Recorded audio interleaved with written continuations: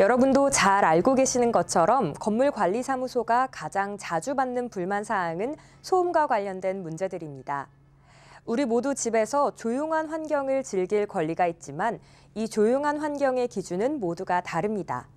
소음 문제를 다루는 구체적인 법이 없기 때문에 건물 내에서 조용히 해야 하는 시간 혹은 손님에 대한 규정 등 임대 계약서의 소음에 대한 기준은 임대인의 재량입니다.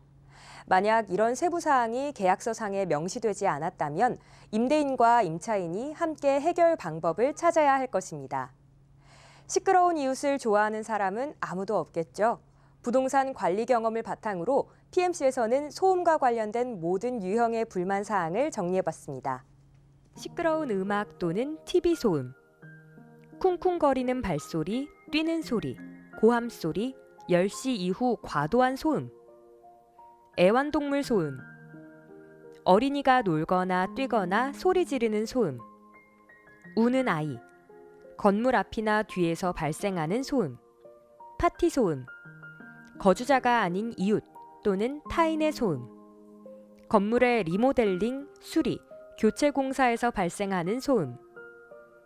베트남법에 따라 환경자원부는 소음 규제를 위한 국가 표준을 제정하였습니다.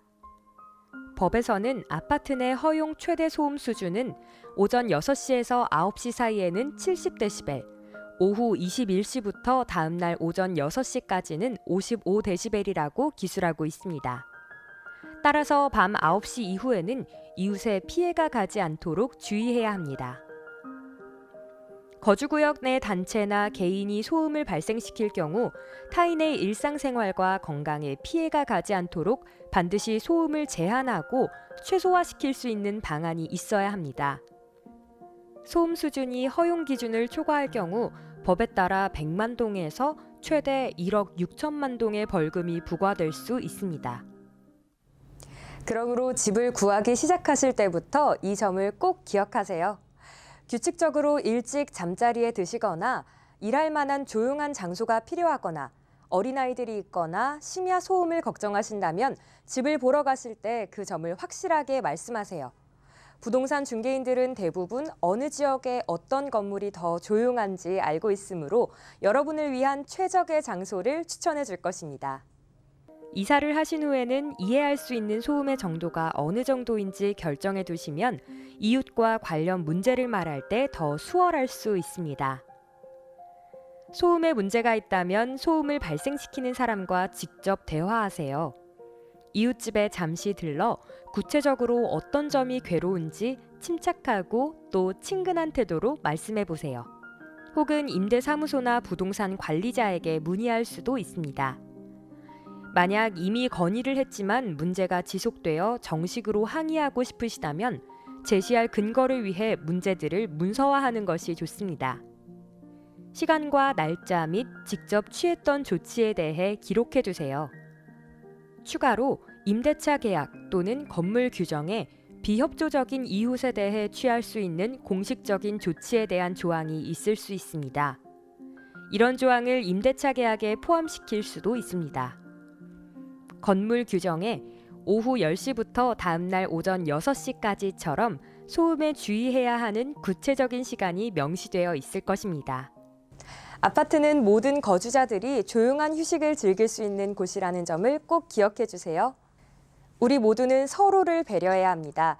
우리 모두 각자의 집에서 원하는 대로 할 수 있지만 다른 사람들의 휴식을 방해해서는 안 되겠죠. 만일 이러한 소음에 관한 규정을 어긴다면 다음과 같은 조치를 취할 수 있습니다.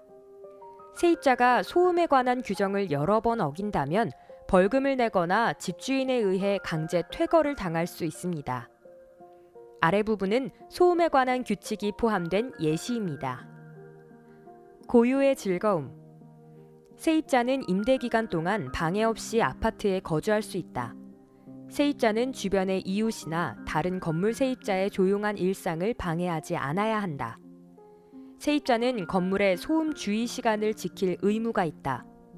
소음 주의 시간은 주중에는 0시부터 주말에는 0시부터 적용되며 만일 세입자가 이 시간에 관련한 규정을 3차례 어길 경우 세입자는 임대차 계약을 위반한 것으로 간주한다. 이 경우 임대인은 세입자에게 벌금을 청구하거나 세입자를 퇴거 조치할 권리가 있으며 이는 임대인의 고유 권한이다. 또 다음과 같은 추가 조치를 취할 수도 있습니다. 만약 세입자가 여전히 소음으로 불편을 겪고 있지만 임대인이 그 문제를 해결해 줄 수 없다면 피해를 입은 세입자가 이사 나가는 것을 막기 위해 임대료를 낮춰줄 수도 있습니다. 또 임대인은 소음 문제를 일으키는 해당 세입자를 내쫓을 수도 있겠죠. 소음 문제를 해결하기 위해 법적 지원이 필요한 경우 PMC 법률 전문가 서비스가 법적 지원을 제공해 드리겠습니다. 감사합니다.